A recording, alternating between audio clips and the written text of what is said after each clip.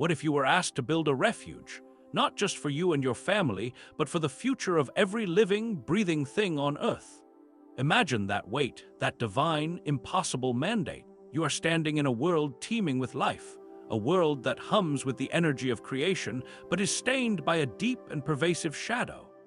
The air is warm, the land is fertile, yet the hearts of its people have grown cold and hard. Frankly, the sheer scale of the corruption, the casual cruelty that has become the norm, would be spiritually overwhelming for any soul seeking peace. It is a world on the brink, though only one man truly knows it. So before you get comfortable, take a moment to like the video and subscribe, but only if you genuinely enjoy what I do here. As always, I love to see where this story reaches, so feel free to leave your city or country and your local time in the comments below. It's a quiet blessing to see our community span the globe. Now, put on your headphones, find a quiet place, and let's dive into this story together. You are walking in the world before the rain, the world of Genesis. And it is not a primitive place. You see the glint of forged bronze and iron. You hear the strains of the harp and pipe, evidence of a civilization that has mastered art and metallurgy. Men are building cities, writing poetry, and growing proud. But as you walk among them, you feel a profound emptiness behind their achievements. A spiritual sickness has taken root. The narrative of Genesis is stark. The earth was filled with violence, and every intention of the thoughts of the human heart was only evil continually. It is a world drowning in its own success, its own freedom, having forgotten the source of its life. You turn from the noise of a bustling settlement and walk towards a quieter place, a stretch of land where the trees grow tall and strong. There you see a man. He is not young. The lines on his face speak of many decades, perhaps centuries, in a time when the human lifespan was a far greater thing. His name is Noah, and he is different. While the world pursues power and pleasure, he works his plot of land, tends his vineyard, and speaks with his God. The scripture calls him a righteous man, blameless in his generation. He walks with God. In the midst of the clamor, he has cultivated a sacred silence, and it is into this silence that God speaks. There, under the ancient sun, you feel the weight of the divine presence settling upon this place. It is a moment of profound and terrifying clarity. A sorrowful judgment is delivered. The world, in its current state, cannot continue. An end is coming, an end by water. But this judgment is tempered with a promise of salvation, an act of preservation. And you, standing with Noah, are now witness to the unveiling of the most audacious construction project in human history. A blueprint is laid upon Noah's heart, a divine architectural drawing. Build an ark, the instruction comes. A massive vessel of gopher wood. The dimensions are precise, staggering in their scale. 300 cubits long, 50 cubits wide, and 30 cubits high. A cubit, the measurement from a man's elbow to the tip of his fingers, gives it a human scale, but the numbers are superhuman. It will be a vessel longer than a modern football field and as tall as a 4-story building. It is to have a roof, a great door in its side, and 3 distinct decks, separating the interior into lower, middle, and upper levels. It is a design of immense stability, meant not to sail, but simply to float, to endure. Some apocryphal traditions, like the Book of Jubilees, suggest Noah spent decades on this task. A solitary craftsman and preacher, warning his neighbors of a coming judgment they could not and would not imagine. And the final instruction on the blueprint, "You shall cover it inside and out with pitch." Here, the divine instruction meets a known human technology. Pitch, a tar-like substance derived from bitumen, was the sealant of the ancient world. In Mesopotamia, where many believe these events unfolded, bitumen seeps naturally from the ground. People had long used it to waterproof their boats, their baskets, even their homes. It is a small, grounding detail in a story that is about to leave the ground completely. Noah is not being asked to invent a new technology, but to apply a known one on a scale never before conceived, sealing his vessel against the coming decreation of the world. The command to build this colossal lifeboat is overwhelming enough. You see Noah looking at his hands, then at the forest of immense gopher trees, trying to comprehend the decades of labor that lie before him and his 3 sons. But then the second part of the command is given, and this is where the project transcends logistics and enters the realm of pure miracle. The ark is not just for his family, it is for the animals. You shall bring into the ark 2 of every kind of living thing, 2 of every kind, 7 pairs of the clean animals and of the birds, 1 pair of the unclean. The future of the entire animal kingdom is to be housed within this wooden vessel. This is the true heart of the challenge. This is the moment the story pivots from a construction project into the Great Migration. How? How could one man in the heart of one continent possibly gather creatures from every corner of the earth? How could he retrieve the slumbering bear from its northern cave, the majestic lion from the sun-drenched plains, the iridescent hummingbird from its distant tropical flower? The task is so far beyond human capability as to be absurd. It is a logistical impossibility. Here, theologians and scholars still argue whether the biblical term kind or min in Hebrew corresponds to our modern, specific classification of species, or if it refers to broader ancestral animal families from which the diversity we see today could later arise. One view suggests a smaller, more manageable number of foundational animal types. But even with this more conservative interpretation, the challenge remains monumental. It is a task that no man could accomplish. And so, Noah is not commanded to go and get the animals. He is simply commanded to take them in. You are left with a profound sense of anticipation. The blueprint for the ark is complete. The purpose has been made clear. The promise of salvation for all flesh has been given. Noah's part is to build the refuge. God's part, the truly miraculous part, is to summon the guests.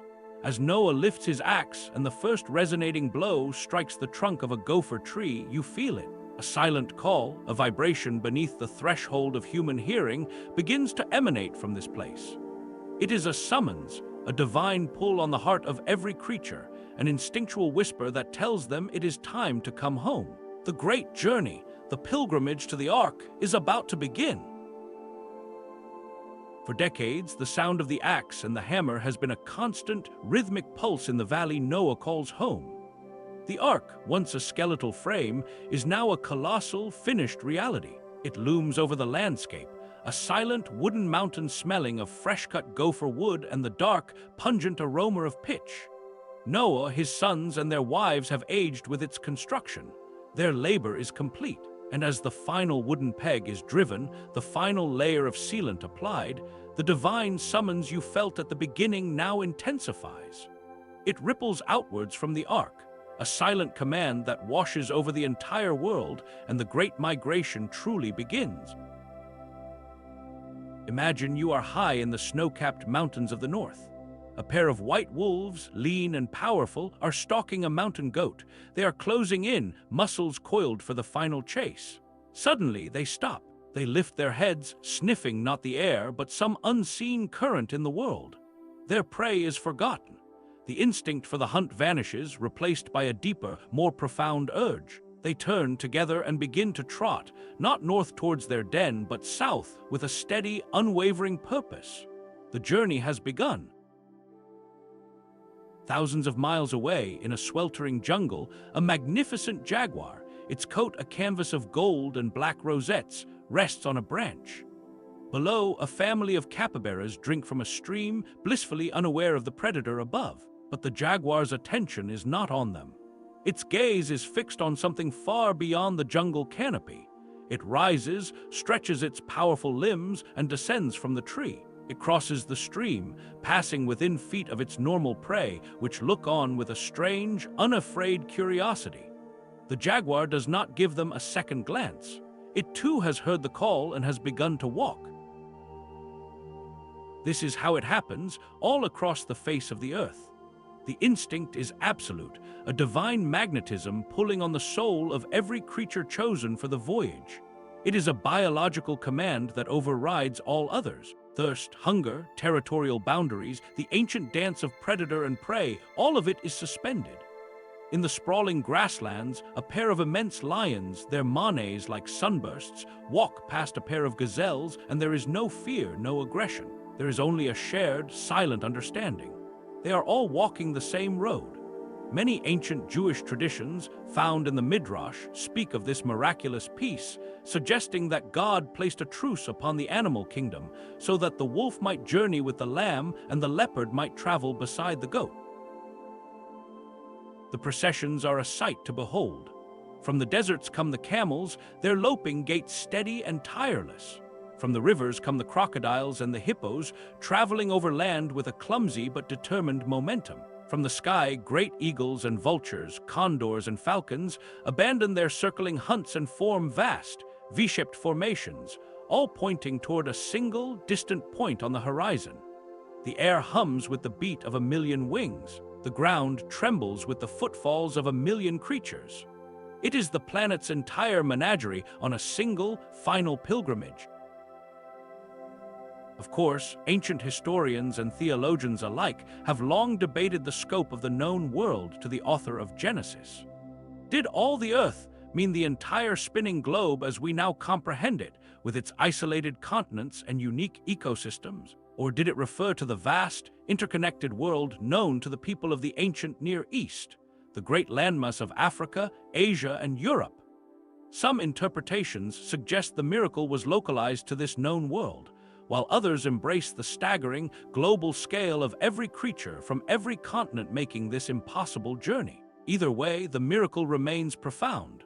A gathering so complex, so ordered, it could only be orchestrated by a divine hand. And the people watch. The other humans, those whose hearts are filled with violence and who have forgotten their maker, they see these strange events. They stand on the walls of their cities and witness the bizarre, unending parades. They see creatures that have never before been seen together, traveling in an unnatural peace. They see them all moving towards the valley where the old man, Noah, the one they have mocked for over a century, has built his ridiculous, landlocked boat. It is perhaps the final, greatest warning they are given. The world's animals are abandoning them. Creation itself is testifying against them, fleeing a world they have corrupted. But they laugh, they scorn, they tap their heads and call Noah a madman, blind to the last that the sanest man in the world is the one preparing for the rain on a sunny day. This is no chaotic stampede. It is a carefully managed migration, as if orchestrated by an unseen shepherd. The Bible is filled with affirmations of God's absolute sovereignty over his creation. The God who tells the sea where its proud waves must stop, who knows the path of the lightning bolt, who commands the eagle to soar, is the same God who now guides these creatures. He is the one ensuring their provision, the one calming their wild hearts, the one guiding their steps over mountains and through deserts. Each pair of animals is a testament to his intimate knowledge and care for the world he has made. As the weeks and months pass, the streams of animals begin to merge. What began as a trickle from every corner of the world now becomes a great, flowing river of life. The air is thick with the sound of their movement, not a panicked roar, but a deep, resonant hum of breathing, snorting, shuffling, and chirping life. And it is all converging on one place, a wide, open plain before the silent, waiting ark. The first arrivals gather, no longer traveling, but waiting. The lions lie down, the great bears sit peacefully, the deer stand calmly, their dark eyes fixed on the enormous wooden structure. The birds settle in the surrounding trees, their calls now a quiet, expectant chorus. The journey is over. The migration is complete. The guests have arrived, and they now wait in a profound and patient silence for the master of the house to open the door. For 7 days, the world holds its breath. The great migration is complete, and the plain before the ark has become an impossible, peaceable kingdom. A sea of fur, feather, and scale waits with a profound stillness, a silent congregation gathered before a wooden cathedral. You stand with Noah and his family, their long years of labor finally at an end.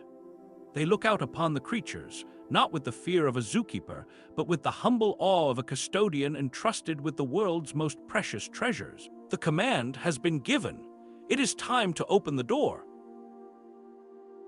Shem, Ham, and Japheth put their shoulders to the great door, a massive slab of gopher wood set on ingenious wooden hinges. With a deep groan that seems to emanate from the very heart of the vessel, the gateway to the future begins to swing inward. A wide ramp built for this very purpose leads up from the ground into the dark, cavernous mouth of the ark. A breeze stirs from within, carrying the clean, dry scent of cut wood and hay and the faint, earthy smell of the countless empty stalls that line the three immense decks. The refuge is ready. A hush falls over the assembled creatures, and then the procession begins. At a silent command from Noah, who stands at the entrance like a gentle host, the first pair steps forward. Perhaps it is the elephants, their ancient, wrinkled skin like walking maps of the world. They move with a slow, deliberate grace, their immense weight barely disturbing the sturdy ramp. As they pass into the ark's shadowy interior, their soft footfalls echo in the vast, empty space. They are followed by the rhinos, their armored hides like plates of living stone, and then the giraffes, who must gracefully lower their long necks to pass through the towering doorway. What follows is not a chaotic stampede, but a miracle of divine order. The animals move as if they have rehearsed this 1,000 times. There is no jostling, no panic. Each pair seems to know its place in the great queue. Noah and his sons do not need whips or prods. They simply guide the flow, their hands indicating a turn here, a pause there. Some rabbinic legends imagine that Noah possessed a radiant, precious stone that had been passed down from Adam, which he hung inside the ark. They say it glowed in the darkness. A divine lantern that not only illuminated the three decks, but also calmed the hearts of the wild beasts and guided each one to its designated place. You notice a pattern in the procession. At times, a single pair of a certain creature will embark. But then, a different kind of animal approaches, and they come not in a pair, but in a group of 7 pairs. This is the fulfillment of the specific command given to Noah, a distinction that prefigures the sacred laws that would later be given to Moses. The clean animals, those fit for sacrifice and eventually for food, are brought aboard in greater numbers. You see 7 pairs of sheep, their wool thick and white. You see 7 pairs of cattle, their breath steaming in the cool morning air.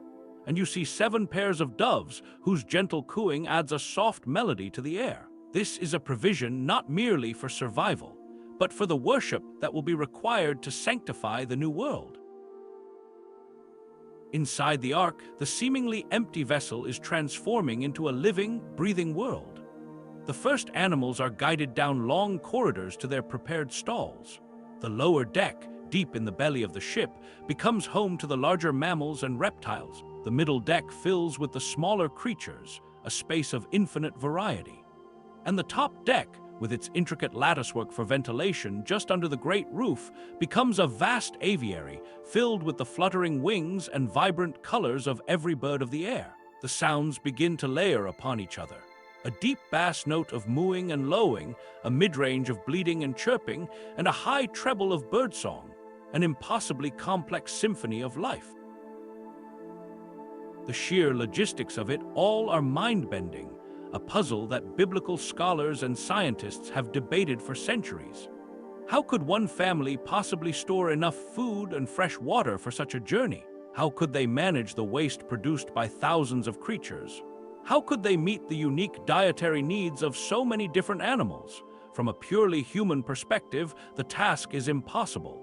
And that is precisely the point. The narrative presents this not as a feat of human ingenuity, but as a miracle of divine provision and order. Perhaps a supernatural slumber fell upon many of the creatures, a divine hibernation that lessened their needs. Or perhaps God miraculously multiplied the provisions stored in the ark's vast chambers. The story asks you to accept that the same God who could summon the creatures was also perfectly capable of sustaining them. For 7 days and 7 nights, the procession continues. The river of life flows unabated up the ramp and into the heart of the ark. You see the great cats, the lions and tigers and leopards, walking with a serene majesty, their predatory nature dormant. You see the lumbering bears, the graceful deer, the coiled pythons, the scuttling armadillos. No creature is forgotten. The smallest insects ride in on leaves or in clumps of soil. The smallest lizards find their place in designated terrariums. Every link in the chain of life is preserved and accounted for. Finally, the last creature makes its way up the ramp. Perhaps it is a pair of tortoises, the slowest and most patient of all the animals, their wrinkled necks extended as they complete their long journey. As they disappear into the darkness, a quiet falls upon the plain. The great migration is over. The ark is full. Now, only 8 human souls remain outside. You stand with Noah as he turns to look one last time upon the world he is about to leave behind. He sees the familiar hills, the valley where he has lived his entire life, the distant settlements of people who have scorned his work and mocked his faith. He is turning his back on everything he has ever known. It is the ultimate act of faith, choosing to step into the dark, enclosed space of the ark, trusting only in the promise of his God. He calls to his wife, to his 3 sons, and to their wives. Together, the 8 of them walk up the ramp. They do not look back. They step across the threshold, leaving the sunlit world behind them for the lamplit world of gopher wood and animal breath. They stand together in the great doorway, surrounded by the full chorus of creation, and look out upon the silent, empty plain. The old world is still there for now. The door is still open, but the separation is almost complete. You are standing now with Noah and his family, just inside the threshold of the ark. The air around you is warm and alive, humming with the breath of 1,000 creatures. Through the great open door, you see the world you are leaving behind, bathed in the golden light of a late afternoon sun. It is peaceful, beautiful, and completely unaware of its own fate. Every instinct must be screaming to stay in the familiar light, to not abandon the solid ground for this dark, wooden enclosure. This final step is the hardest, an act of pure trust in a promise of rain that has not yet come. Then something happens that is beyond the power of any human hand. The great door, that immense slab of gopher wood so heavy it took all 3 of Noah's sons to swing it open, begins to move on its own. It does not slam shut. It closes with a slow, deliberate, and inexorable grace. A deep groan echoes through the hull as the door swings across the opening, shutting out the light of the sun until only a sliver remains. Then, with a final, shuddering thud, it seals shut, plunging the interior into a profound darkness. The Bible states this moment with breathtaking simplicity, "And the Lord shut him in." It is a divine action. The hand of God himself has sealed this vessel, separating the saved from the lost, the future from the past. It is an act of ultimate protection and an act of final, sorrowful judgment. The silence that follows is unlike any you have ever known. The familiar sounds of the outside world, the wind in the trees, the distant call of a bird left behind, are now gone, replaced by a deep, muffled quiet. The new reality is the world within the wood. You hear the soft shuffling of a large animal in its stall, the gentle cooing of the doves on the top deck, the sound of your own breathing, and the breathing of the 7 other souls who share this strange, new world with you. A lamp is lit, its warm, flickering glow pushing back the shadows, revealing the endless rows of stalls and the calm, dark eyes of the creatures within. The ark is now a world unto itself, a sealed capsule of life, adrift in time, waiting. For 7 days you wait, 7 days of an almost unbearable stillness. The faith that built the ark is now tested by the silence that fills it. Every day, the family follows its new routine. They move through the long corridors, distributing grain, hay, and water.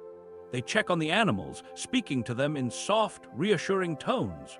The creatures themselves are miraculously calm, their wild natures soothed by the sacred peace of the space. But with every passing hour, the question must hang in the air. When? When will the promise be fulfilled? Some ancient traditions imagine that during these 7 days, the people outside finally began to realize their folly. They came to the ark, their earlier mockery turned to fear and beat upon the thick, pitched hull. Their faint, desperate cries would have been a muffled, tragic sound for those within, a final, terrible confirmation of the world's regret, discovered too late. It is a haunting image, the clamor of damnation on one side of the wood and the quiet of salvation on the other. Theologians and psychologists have often pondered the immense psychological weight on Noah and his family during this week of waiting.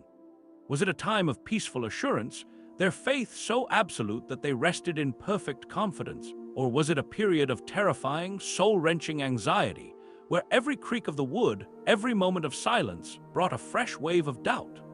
The scripture gives no detail, leaving you to contemplate the sheer human strength it must have taken to simply exist in that suspended moment between two worlds, having left one behind and waiting for the other to be born. On the seventh day, after the morning tasks are done and the family is gathered in the heart of the great ship, a new sound begins. It is a sound no one in that world has ever heard before. A soft, gentle tapping on the vast roof high above them. It is so quiet at first they might mistake it for a bird landing. Then another tap and another. It grows in rhythm and intensity, from a delicate pitter-patter to a steady, insistent drumming. It is the rain, the promise is being kept. And as the first drops of rain begin to fall upon the dry, waiting earth, allow your own journey to come to a gentle close. The story, with its great tension and epic scale, now fades into the background, leaving only that one soft, rhythmic sound. Let the sound of that ancient, cleansing rain become a soothing presence in your mind. The drumming on the roof of the ark is no longer a sound of judgment, but a lullaby of release. The long, agonizing wait is finally over. The purpose is being fulfilled. Feel the gentle rocking motion as the waters begin to rise. The great ark, for so long a static, landlocked mountain, now gives a gentle shudder and lifts. It is floating. It is free. The heavy burden of its construction, the impossible task of the migration, the tense and silent waiting, all of that dissolves into this one simple sensation, being carried safely upon the deep. Let this feeling of being held, of being secure in a protective refuge, settle over you now. The chaos of the old world is far away, its sounds fading into the gentle and continuous hum of the falling rain. There is nothing left for you to do but rest. There are no more tasks to complete, no more journeys to begin. You are in a safe harbor, rocked gently on the quiet currents of the night. Let the rhythm of the rain wash away any lingering thoughts of your own day, cleansing your mind and soothing your spirit. The story is over, and all that remains is the profound and peaceful knowledge that even after the longest and most difficult trials, there is always the promise of a new morning. You are safe, you are at peace, and you can drift now into a deep and restful sleep,